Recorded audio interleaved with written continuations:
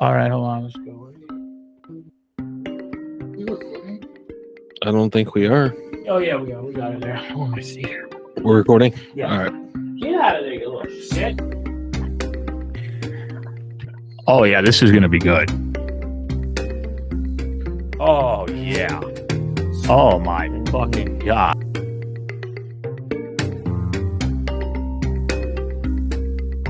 Here we go.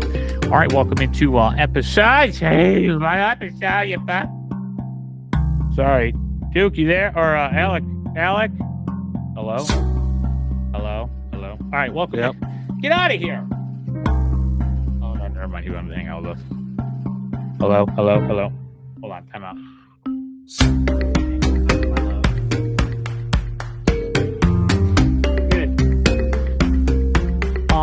You know, how do you want to start today? Do you want to go right into what happened yesterday where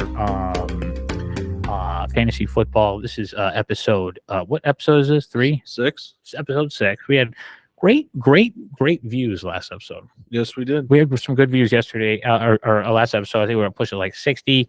And we have our fantasy football league that we have together. We just played each other. And I won 159 to 78. But talk about what happened this weekend. A lot of injuries came into play for me. It just didn't turn out the way that week 1 wanted to be for me. But, you know, it's about how you persevere and bounce back through it. You know, it's a long season. Injuries are going to happen.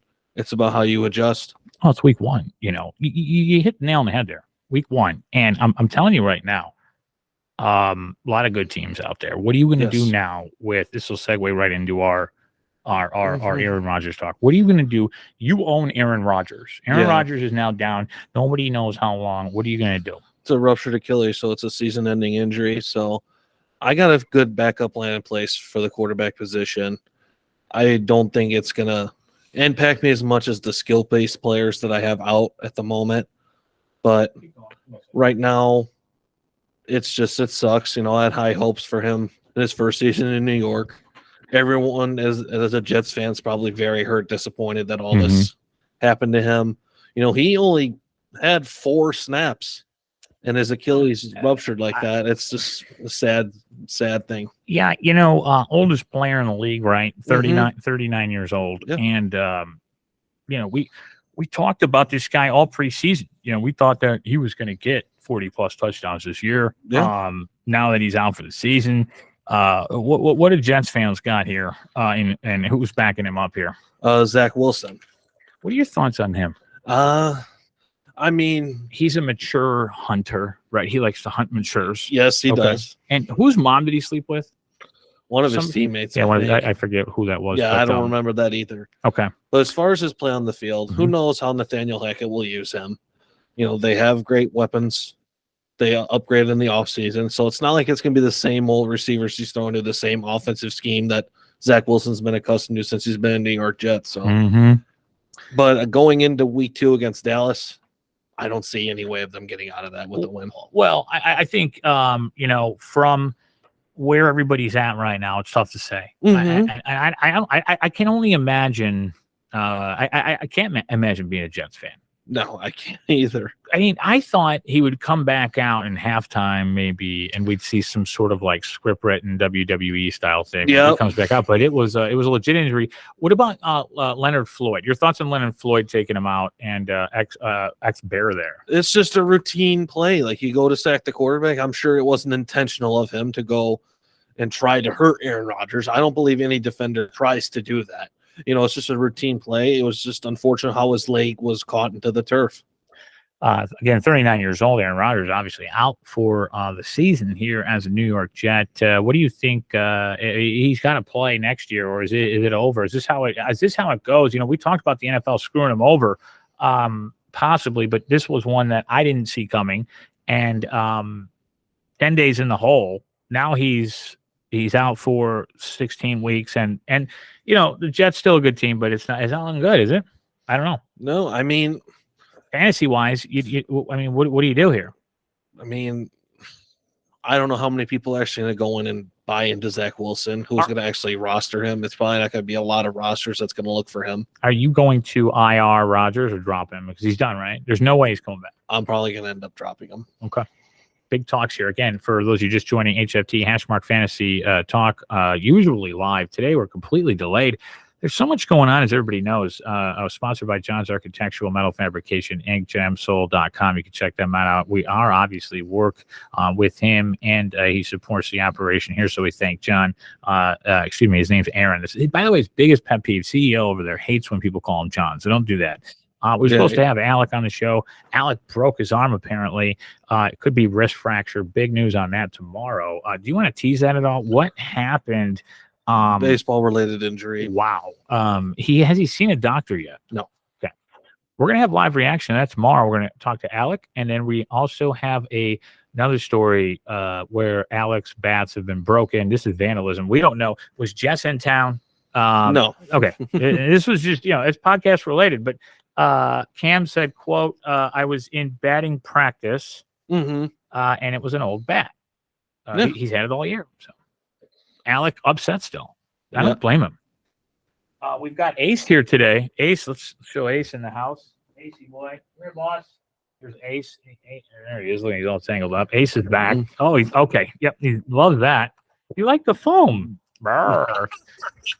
Ace, why don't you tell him what you took apart today? Ace took apart the foam golf putting set that I gave that to Aaron for Father's Day, even though he's not a father to any of my children. I just gave it to him. Okay, let's jump in real quick. We don't have a lot of time today.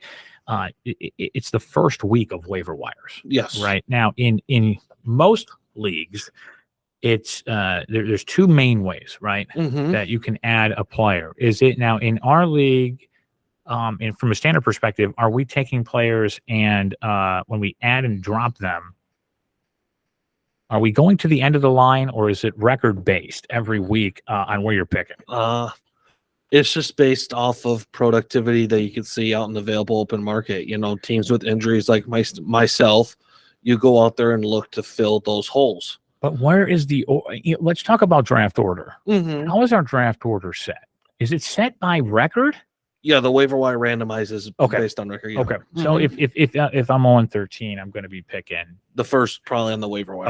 Okay. Got it. And again, what were your thoughts playing me this week and the team that I had? And I'll go through a couple of the folks that I went all in on the running backs with Bijan Robinson and Jahmyr Gibbs. With Jahmyr Gibbs, not a great game, but a lot of options there. We knew what we were going to get out of Justin Fields. Yeah, absolutely. He overhit in that game late. And then you've got, Brandon Ayuk, which of course I've had. This is something I wanted to talk about. I had receivers so deep in that flex position that I knew one of them was going to do well on some of these shittier teams. That's why I had Arizona in my money line dog of the week this week, was because, they could pull off an upset against Washington. Washington, not that great, but Arizona's supposed to be shitty. But with Brandon Ayuk, I figured, what the hell? But man, should I have played that guy from the Vegas Raiders who just went off for 30 something, but it didn't matter. What were your thoughts of week one? Overall impressions of playing me? Were you scared going in? Did you think you had a chance based off projections? I mean, the headline out of this is general manager, coach Nozar's back. And he's playing well, right? It has to be. Yeah. Highest points of the Alec, are you worried? We need him in here live. I think the whole league should be on fucking alert. What are your thoughts on that? I mean, with the injuries, I was really concerned going into Sunday. Already having Travis Kelce out. That's already a big punch to the gut. Cooper Kupp out for 4 weeks.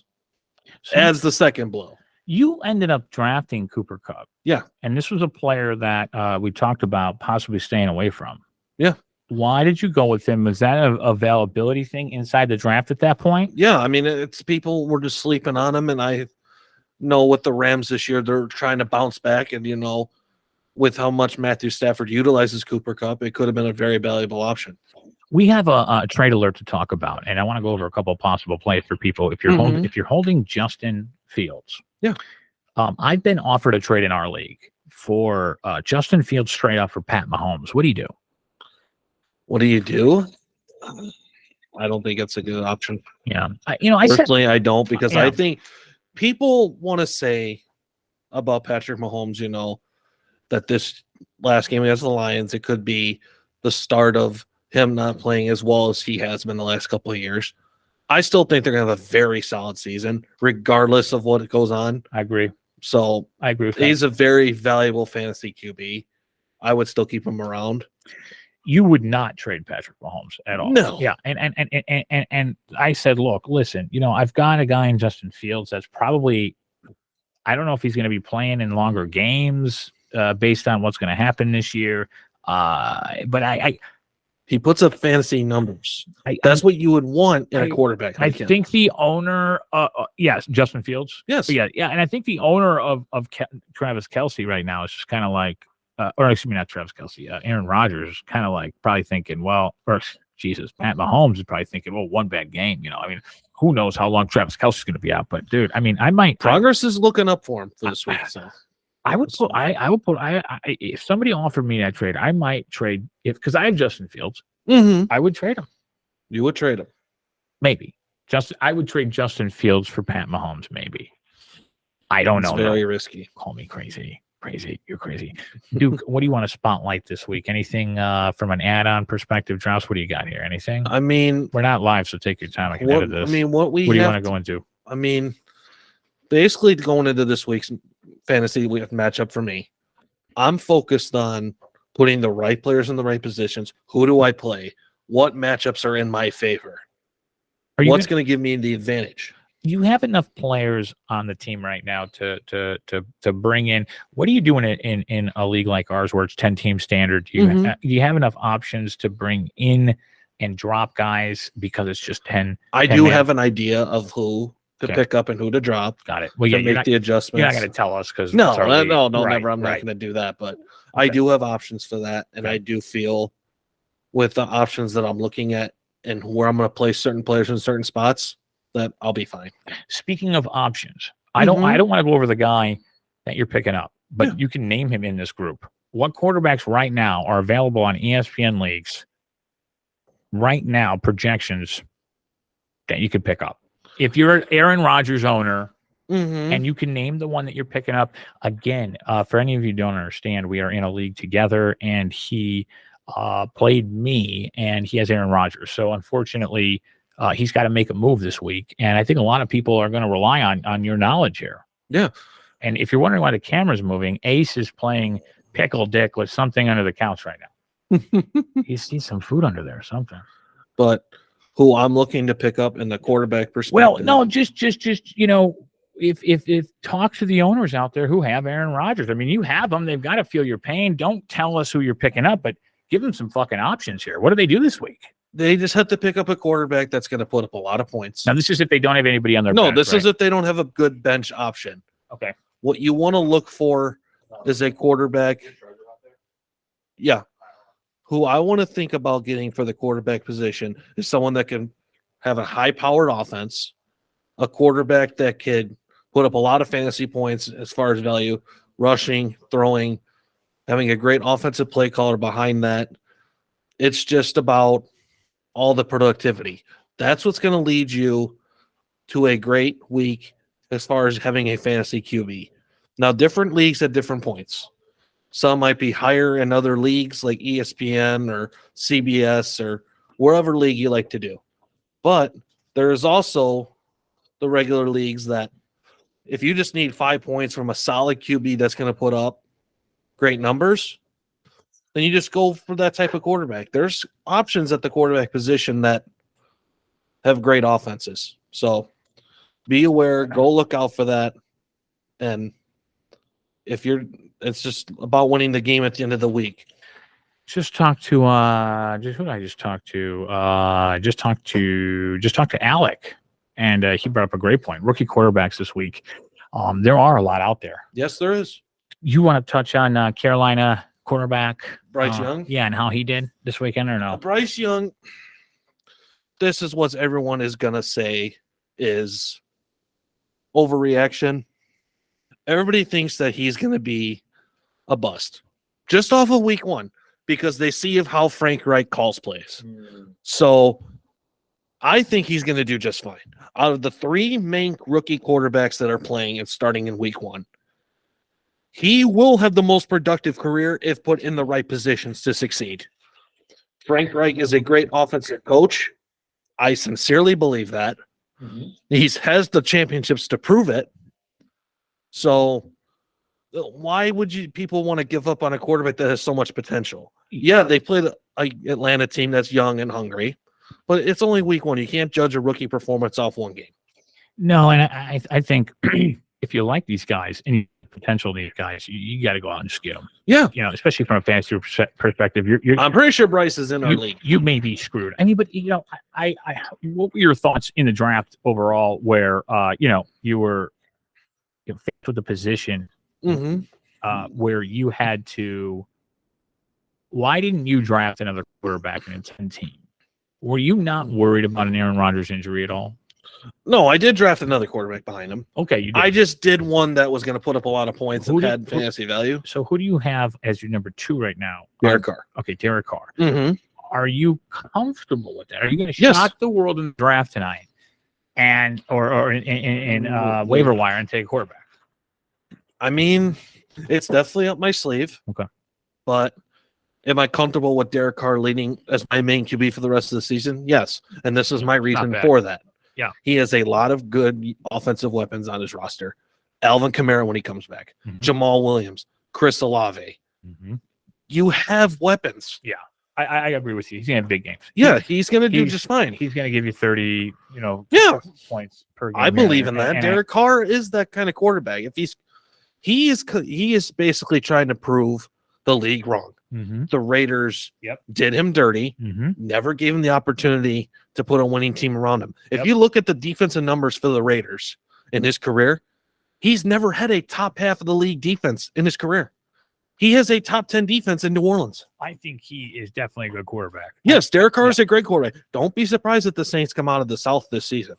I like that, and that's why I drafted Alvin Kamara. And he's sitting on my bench, but I don't care. I mean, he's got depth, and he'll put up. He'll be back week 4. Yeah, no, he'll put up a lot of points. 5 weeks are coming, so there's a lot of value there. Yes, and I agree with you. The Saints are a team to not mess with now, and Ricky Parlay had that crazy statistic. Wait, let me see right here. It's it was something about there's 4 teams. Okay, in the last 33 years, okay, and this is a big number for Rick and Hashmark show in general, at least 4 teams that make the playoffs the year before, that didn't make it the previous year, make it. So here are the 4 teams that didn't make it last year. Okay.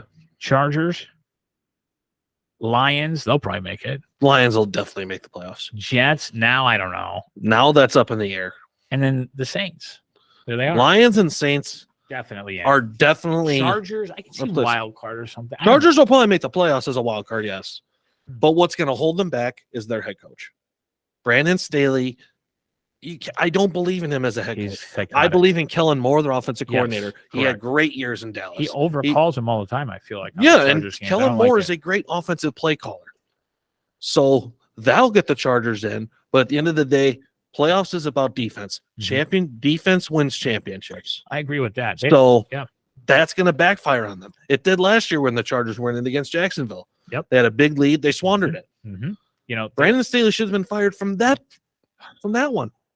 I mean, it got so tiring taking overs and unders, and that's what it was. That's hilarious. Wow. It got so tiring taking unders in those games as the overs would hit so late due to their bad defense. Rick also called the Green Bay win. What were your thoughts on Green Bay Bears? I think Jordan Love looked pretty sharp out there. Yeah, Jordan Love looked very sharp out there. Okay. Everyone thought it's his first start of the regular season, being a full-time starting QB in the NFL. He did not look bad. Even with the receiver injury of Christian Watson, he looked very comfortable. I'm very shocked to see how calm, poised, and collected that quarterback was. I think I jinxed the whole thing when we were watching the game in an airport, and the first one of the throws that Love threw looked just like Rodgers. You know, he had the same kind of angle. Did the release, the flick. And I was like, oh my gosh. And then he said, don't say it. And then all my other friends were like, yeah, they're not winning this game at all. I'm like, no, they got it. And man, it was fucking terrible. No, the Packers at home on opening day is just fucking brutal. I mean, it's almost as brutal as the Aaron Rodgers injury. Yeah, it's just fucking terrible. But Leonard Floyd, ex-Bear, may have ended Aaron Rodgers' career. Is that the last time we see Aaron Rodgers? No. And I'm going to make a very good point with this. He's not the type of quarterback that's going to go out like that. No. He doesn't have that in his mindset, his mentality. Mm-hmm. We've seen one of the all-time greats in this league, Steve Smith Sr., tear his Achilles late in his career. Mm-hmm. He said, I'm not ending my career on that. He had a pretty solid season coming back from that. Yeah, the age, you're 39 going into 40 years old. It might take a little longer. It's a risk. Yep. But I don't think this is not the end for Aaron Rodgers. I do believe he's got that fire in his eyes come next season. I feel like he's got to be demoralized, but he's like, well, fuck, now I got a year off. Or let me talk crazy here. Let me talk real crazy. Mm-hmm. Was this built in by the Jets to give him a year off for full health next year to really make a run? No. Or no, he's hurt. He's hurt. The Jets were ready to win this year. They went all out. Okay. Could they have made all the moves to basically be the AFC frontrunner and possibly the NFL frontrunner and win the Super Bowl? Mm-hmm. No, I think there were still moves that could have happened. Yep. But that's the NFL. Mistakes happen in the front office. Yeah, Aaron Rodgers, he'll still be there. He'll be coaching. He'll be helping out. Yeah, he'll mentor Zach Wilson, definitely. Any defenses that surprised you this weekend? I think Tennessee surprised me a little bit. Tennessee's defense did surprise me, yes. I know the San Francisco 49ers played okay. The Jets, their defense destroyed Pittsburgh. Yeah, they broke them down. That was a surprise game for me. I was totally wrong in the Pick'em League on that one. I had Pittsburgh and wow. And the other one I was wrong on, and you can look up defenses if you want that surprised you. I was beyond surprised about Sunday Night Football. I was on the Daniel Jones wagon. We were talking about, Darren Waller and everything else, and it's just now nothing. I'm not surprised by that. That was terrible. And my reason for that being, they have the best pass rusher in the entire NFL, in my opinion. Micah Parsons is unblockable. Yes. He is the driving force of a Dan Quinn-led defense. The Dallas Cowboys defense is what's going to win them a lot of games, go deep into the playoffs. That defense is not really a shocker because are they the best defense in the league up there at the 49ers? Yes. I think they're neck and neck. Did they get drafted? I don't remember. In our league, they had to be drafted. They're probably available though. The both defenses are out there in our league. I was just like Mike McCarthy. Is Mike McCarthy still the head coach? He's calling the plays in Dallas. That could hold the Cowboys back completely from winning a Super Bowl. That can hold them back. That or Dak Prescott. I think it's Mike McCarthy between the two that's going to hold them back. That's what it came down to for me in that game. It was Dak or Daniel Jones, and I went with Daniel Jones. And boy, am I off on him. They couldn't block Micah Parsons, or the whole Dallas defensive line is just getting to the quarterback. I think he had like -9 yards passing with like 64 yards rushing. Daniel Jones did. But Darren Waller, what are you going to do? I mean, nothing you could do there. No, I mean, do I think this is this is a really big wake-up call for the Giants? They got to get something going. They got to get something going. Otherwise, they have to bounce back this week. Fucking ugly. It was an ugly performance. You're on Sunday Night Football. You can't put that kind of shit. That defies the season in some people's eyes, whether it's beat writers, fan bases, all over the world are going to look at that and define that as their season if they don't execute this week in practice, in the film room, and on the field. Yeah, I think looking at all of what I saw this weekend, I was pretty happy with the overall game I saw. We saw some high scoring games, we saw some low scoring games. I thought the New England Patriot game was a little odd with a lot of missed calls, including overtime. That one ended in regulation. Oh, excuse me, regulation. I was thinking of the Jets game. Sorry. That was just, they had a drive. The New England Patriots had a drive in the third quarter where they were going down the field and going to score, and they called back twice on two holding calls, which was terrible and bullshit. But with the Patriots, with Bill O'Brien as the offensive coordinator, with Mac Jones and the youth movement in New England, you like that? Yeah. No, it's not good. No. The Patriots are definitely the worst team in the AFC East. Regardless of how the Jets look with Zach Wilson, they are better than the Patriots because the Jets' defense is there. That's never going to be a problem in New York. Is the Bill Belichick, like, do your job thing, is it just wearing off now? It's wearing off because the veterans from those Super Bowl teams are now moved on. Yeah. They're bringing in younger players. Got it. That are not used to that type of coaching style in New England. Okay. And that makes sense. I mean, I don't know many other coaches I can think off the top of my hand that are that old school that are still coaching. And, we're going to start seeing that, especially for me. I'm almost 40, so it is changing. And those guys like me are now coaching, and they've been in the league doing whatever. So, it'll be interesting. It definitely will. But week 2, no big surprises for me. I don't have anybody to add or drop. I am impressed with Mike Montgomery. I failed there miserably in not getting him in the draft and getting Jamar Gibbs. I mean, it was impossible. I had a 9-10 it or back-to-back at some. I wasn't going to do it. And I feel like there's a lot of flexible options out there. Don't be afraid of some of these Arizona players just because it's a shit team. And make sure you're doing it right. If you're 5th, 6th, 7th waiver wire pick, don't waste it. If you can move up by saving your waiver wire. Other leagues you can save waiver wires. If you save your waiver wire, then you can just sit at the top forever. A lot of people don't like that.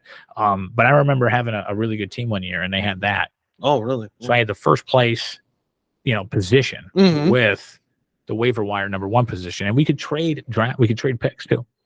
We could trade draft picks, and then we could, move in waiver wire picks? I don't know. Any thoughts going into week 2 here? Any advice for pickups and anybody else out there that you could tell people to maybe look at, or if you need to make some sort of a move out there? One player that I'm going to look at to want to pick up that you might want to keep your eye on is Brock Purdy from the 49ers.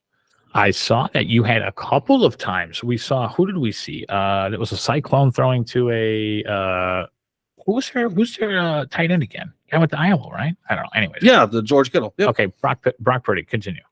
Yeah, Brock Purdy, I mean, he has so many weapons to throw the ball to. He's definitely going to put up a lot of numbers for fantasy value this year. So definitely look into him if you haven't already, because he can win you a league. He can win you a couple games. You never know. Yeah, that's the risk you take in fantasy football. Yeah, you don't know, and that's why I think that the 10-man league is perfect, because there are just enough options for flex where you've got to literally flip a coin, and you just don't know who's going to give you that really bust-out game. That's why I love it. For me, Dallas Cowboys. I'm going to go with that in the defense. Available in a lot of leagues, and then you've also got Tutu Atwell with the Rams, or with Cooper. Was Cooper with the Rams? Yeah. Okay. So still there. So, and then also the guy in the Raiders. Can you pull that up for me? Who's the guy in the Raiders that I have? The Raiders? The Raiders wide receiver who went off this week. It's probably Jacoby Myers. Jacoby Myers, I have on my team too, went AWOL, and it was a good week. So I'm happy with it. I really am. What was the one other thing we wanted to cover? Nothing. I mean, what was any hot takes you wanted to do? The hot take that I have. We're recording right now. Yeah. Yeah. For this week. All right, go ahead. I mean, we got a great Thursday night matchup. Okay. Vikings and Eagles. Wow. A lot of great fantasy players out that are going to be facing each other in their lineups. Okay. And who's on that list? Do we have it or no? Justin Jefferson. Okay. We have as a great fantasy player. Alexander Madison, TJ Hawkinson. Okay. Yep. That's big tight end action. Kirk Cousins. Yep. But for the Eagles, we have Jalen Hurts, DeAndre Swift, Devontae Smith, AJ Brown. A lot of players. A lot of great players. You have AJ Brown, right? I do have AJ Brown. What are your thoughts on that? Hopefully he can have a really big week. Yeah. I think he's due for it. All right. Yeah, I mean, call me crazy here, but I think the Eagles could shut out this week. Big upset Thursday. Big upset Thursday. I can't see that. Heard it here. Okay. Yeah, I mean, we'll hold you to it. Here's why. I feel like because the Vikings did not have a great week 1, and because it's probably the upset of the week, Tampa going in there and winning. Yeah, man, I'll tell you what. The Vikings are fugazi. I don't think they're for real. No, and I said that last year when they were winning a lot of games and were the number 2 seed. I said to a lot of people, this team is very fraudulent and not ready for this. No. Hashmark Sports. We got the Bill Belichick edition coming out where we pre-rip it. We rip it and then I definitely ship need it. to get that. We rip it and ship it. We got the Bill Belichick Hashmark already ripped. We rip it and ship it campaign coming out here. I wore it today. Do you like it? Yes, I definitely need to get that myself. It's a nice one, man. And that's it. Yeah. So tomorrow we'll have some drama in the hopper, and we'll get this one out today. And that's pretty much it. I don't really have anything else. My thoughts. Oh, real quick. Let's do. Well, this is going to be our HFT college football segment. We're talking a little bit of Deion Sanders and TCU. Excuse me, Deion Sanders in Colorado. Colorado playing Nebraska this weekend. Here are my quick thoughts. When I watched the game, I watched the first drive, and I was like, okay, here we go. They're playing big boy team. Yeah. Oh man, Nebraska's moving the ball down the field. Then I saw the turnover, and then I was like, oh no, that defense looks so good. Even though I know you're playing Nebraska, but man, did Deion Sanders make fucking Matt Rule look like shit? Yeah, I'm pretty sure a lot of people are wanting that too. I know Matt Rule is just so bad. I don't even like his attitude. When he sat down, he was just like, "Oh, that's weird, man." Yeah, for sure. So, what are your thoughts on that? On With just Colorado, their play. My theory was that, and I had asked Aaron this. I said, with Colorado, like, there's no way a script writer could even put them into the title game, right? Because they don't have enough depth. I mean, no, if they played at Texas or Alabama, they're probably not. They're losing it. Yes, but can that believe faith thing really come out and shine from Deion? I mean, do they have enough individual stars? No, to make a difference. No. Okay. And they'll might attract a lot of people's attention as far as individual players and who is a great prospect for Colorado. Got it. But when it comes to the top teams in the college football, no, they're not even close to that yet. Are they going to make? They're going to make a good run this year. Yeah. Deion's going to recruit. Yes. Are we talking 3 years possible? It's a process. Here? Okay. It's a process to get a program to be at the top. All right. So give it maybe a couple of years, like 3 to 5, like you said. Okay. They could very well be in the top 10 because college football playoff is now expanding to 12, I believe, next season, if I'm not guessing. Yeah. Ooh, I like that. So I do too. And that's going to give a lot of teams chances. Dang, that's crazy. So I love that format. That's a tournament, right? Yeah. And it's a tournament. So the college football is about to be even better next year. But as far as this year, no, I don't give them any shot to do that because they play USC in a couple weeks. That's going to be a very big game, but USC is definitely going to come out of that victorious. Yes. They're the more experienced team. Caleb Williams is the best quarterback in college football. It's just an out-coached, out-played matchup. Is he better than the kid at Texas who lost 20 pounds playing Quinn Ewers? Yeah. I believe. I don't even know what he's talking about. Come on in, Alec. You want to come in and talk college? No, I'm kidding. No. We're getting out of here. But come on in. You can come in and talk Do college. I believe? No. Quinn Ewers made a big Who statement. Is Quinn? Oh, the Texas quarterback, right? Quinn Ewers made a big statement going into Alabama. Sure. So to go into Alabama and win, to raise your draft stock, it's a big statement for him. Go ahead. We're having Alec jump on the set live. How's it going, everybody? All right, go ahead. Talk Quinn. Did Quinn not make a big statement going into Alabama? Yeah, it's never easy going into Tuscaloosa. I think we've all known that for a while now. And it seems like the past few years, it's a little easier to go in there and have a better chance to win. I mean, I've noticed, and I've also noticed that trend too in the last couple of years. It's something I wanted to bring up on the show today is ever since this NIL stuff started, where the guys are getting big money, and it's not just the SEC schools, where all the top recruits go. If you're going to get money somewhere else, you can go there and get the same amount of money and play somewhere else. So I think we're going to start to see schools like Alabama and Georgia not winning it every year. There's going to be new teams involved, I think, which is, I think it's good for the sport because, everyone started hating on Alabama and Georgia for being in it every year and no new teams, getting boring or tired of, hating on them because they're always in it and, they want new tastes, and they do. I think it's good for the sport. I think it's crazy that some of these guys are playing college football though and like millionaires. I mean, shit. Yeah. You could literally break your fucking leg or tear your ACL in college and you're set for life still because you're getting paid. I you mean, see Caleb Williams in Wendy's commercials. He's in college. You don't even need to go to the NFL. No, that's No. how this is trending. Then you know what the dream is. They really want to play, or they about the money. They It's want to gonna be ruin on the. lives. It does ruin lives. if you think about it, first round draft pick for a quarterback, right? If you're top up there, Mm-hmm. you're getting about 36, 35 million guaranteed full.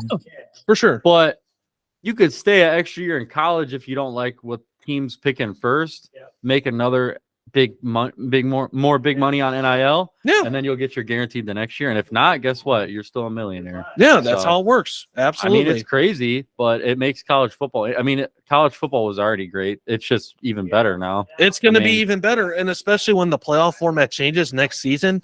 We got what?